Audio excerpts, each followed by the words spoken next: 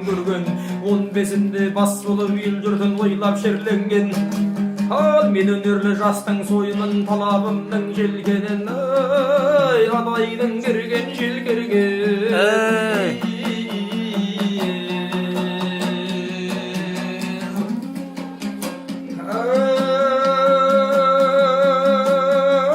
Әтімбек деген ауылымнан қондырған басқа уақытын ал Құдай маған бергеннен